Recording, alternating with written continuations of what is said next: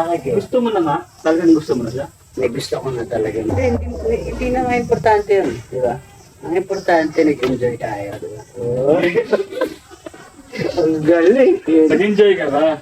Enjoy ako, tol. Kahit gano'n man na hindi pinalad sa'yo.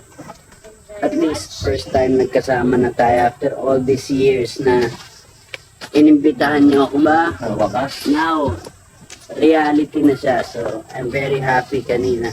I think I was just too excited. Kaya ako. I think you're just too excited. Oh, look it. I was too excited. Kaya nag-enjoy ako. Sobra.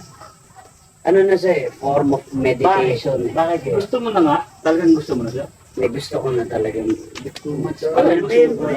Baka masyado pong maaga sabihin na gusto ko na siya. Pero now, Hindi, dahil sa nakita ko sa... tigilan mo na yung pangalan mo sa driver. Yung pa. Pero bakit mo na gusto ka? Dahil... Oy! Hindi maraming ano. Di ba? Pag... enjoy ka eh. At saka magandang ano siya. Yun nga, sabi ko kanina. Tsaka pag nandun ka, wala.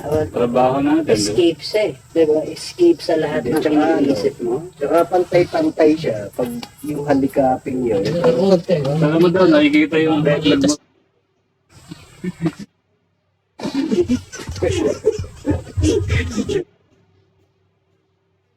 Thank you for watching, guys. Continue watching. Huwag mo ilagay yun. Bakit kasi... Wow. Ayun na Uy, huwag mo tayo lagay. Hindi, delete natin. Delete natin yung...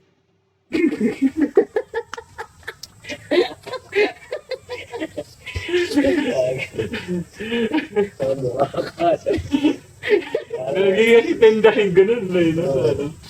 Ako nagustuhan ko siya. Kasi tuwing hindi siya parehas. Siya tama yun pare. Galing yung decision mo yan. Oh, thank you pa. Maganda na yung usapan na. Maganda yung Kasi diba, magandang disiplina rin yung isa pang nagustuhan ko sa kanya. Pero ang sarap nung pakiramdam na nagkasama-sama tayo. Maganda nga yung format na nalilip mo. Ano na kami? Parang nawalan na kami ng ano eh. Tumigil na kami, nawalan na kami ng gana, hindi na kami ganun ka-excited.